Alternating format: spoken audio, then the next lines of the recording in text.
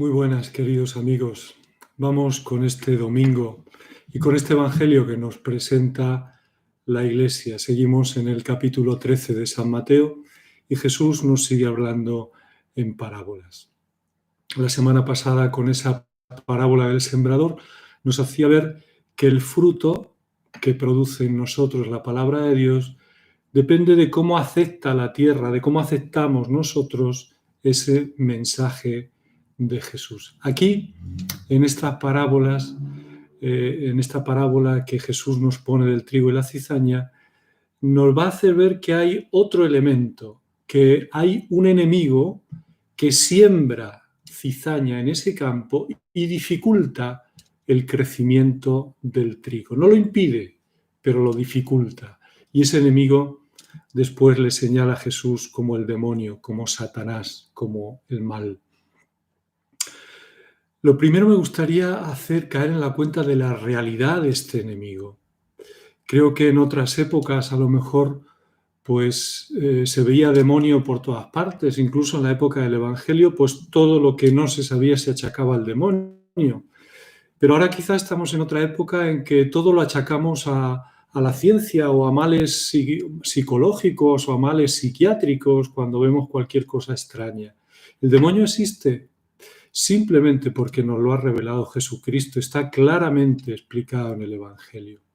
Yo reivindico que no tengamos ni una cosa ni otra, ni todo demonio, ni todo psicología, ni todo ciencia, sino que haya un discernimiento tranquilo y humilde para saber las cosas que pasan, de dónde vienen, de qué espíritu vienen, como nos han enseñado nuestros grandes santos, especialmente españoles, hacer ese discernimiento como San Ignacio de Loyola, ver el buen espíritu y el mal espíritu para saber orientarnos.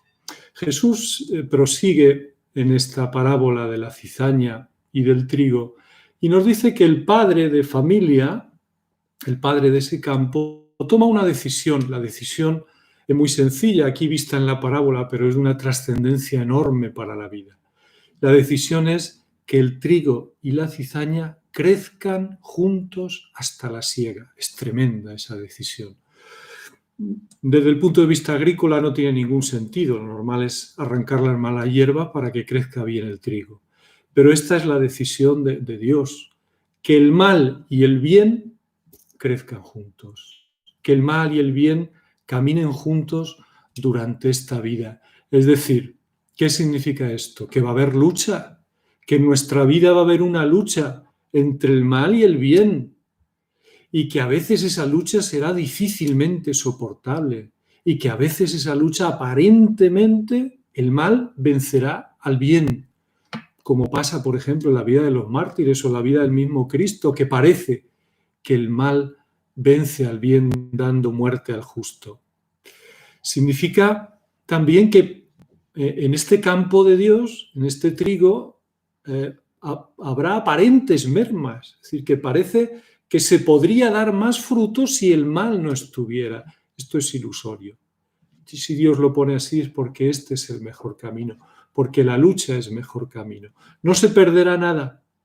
Tenemos que tener confianza en Dios de que Él es capaz de hacernos vencer en medio de la lucha y en medio de las dificultades. Y a la vez significa que todo tiende a un fin, que este campo del mundo en el que se produce esta batalla entre el bien y el mal, en la que vamos al encuentro del Señor, todo tiene un fin y es precisamente ese encuentro con el Señor. En este fin hay una providencia que lo cuida todo, que lo dirige todo. El mundo no lo dirige el mal, ni los poderosos, ni la economía. El mundo lo dirige Dios, nuestro Padre. Y lo dirige a un fin, a ese juicio final que nos alienta, que nos dice Jesucristo en esta parábola, donde serán juzgados y echados los partidarios de la cizaña y del mal, serán echados al fuego eterno. Hay una realidad de la salvación, pero una realidad de la condenación. Hoy se habla poco, hablamos poco, los sacerdotes y los cristianos en general, hablamos poco de la salvación y de la condenación, como a lo mejor si eso no existiera. Es verdad que tristemente al hombre de hoy, y nosotros somos hombres de hoy, parece que no le interesa la salvación. Si tú le hablas hoy a alguien de la salvación o de la condenación, ¿qué te contesta? Anda ya. Como si no le importara en gran parte ese tema. Por desgracia es así. A mucha gente es que ni siquiera le importa este tema. Hay que darle importancia. Hay que saber decir que nos jugamos el futuro, la vida eterna. ¿Por qué?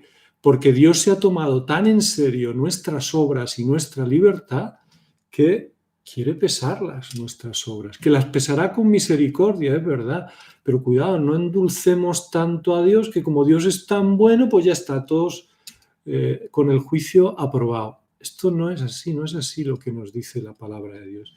Y hay que ser fieles a lo que nos dice la palabra de Dios, que es la que sabe y es la que nos orienta. Después pone Jesús otras dos parábolas, la del grano de mostaza, también muy ilustrativas del estilo de Dios, del estilo de este reino que nos propone. Un grano de mostaza que es la más pequeña de las semillas, que luego crece y se hace un gran arbusto, hasta los pájaros pueden anidar en él. Es decir, las cosas de Dios comienzan pequeñas y discurren pequeñas. Nosotros esto a veces nos resulta escandaloso. Nos resulta escandaloso la humildad con la que andan las cosas de Dios y con la que se desarrollan las cosas de Dios. Y nos gustaría correr y nos gustaría crecer. Tenemos que crecer, pero en la confianza en el poder de Dios. Dios a veces quiere que las cosas sigan siendo pequeñas. Y nosotros, si pudiéramos, las haríamos grandes. Y nosotros a veces confundimos y pensamos que si las cosas van bien, si las cosas van por donde Dios quiere, acabarán siendo grandes, acabarán siendo importantes. No, las cosas de Dios comienzan pequeñas, discurren pequeñas y acaban pequeñas. Mirad la obra de Cristo. Mirad cómo fue avanzando Cristo y cómo acabó. En la pequeñez del Calvario, con 4 mal contados alrededor.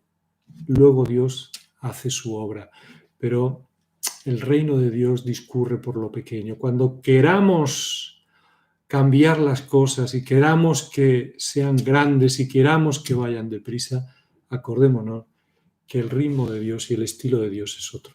Y por otro lado, la otra parábola de la levadura, un poco de levadura echada sobre una masa y ese poco hace que todo fermente. Lo pequeño que se diluye en esa masa hace que todo cobre fuerza y esa masa aumente y fermente. Es decir, las obras pequeñas, humildes, hacen que todo fermente, hacen que todo crezca. Dios no va buscando obras grandes en nosotros, sino las obras pequeñas, normales, cotidianas, hechas con ese amor de Dios, con esa paz, con esa cercanía del Señor, con esa conciencia de ser hijos, esas obras humildes de cada día. Ahí está Dios. Y seguirán siendo humildes, pero ahí está Dios en ellas. Y Dios las hará fructificar, pero nosotros las seguiremos viendo humildes.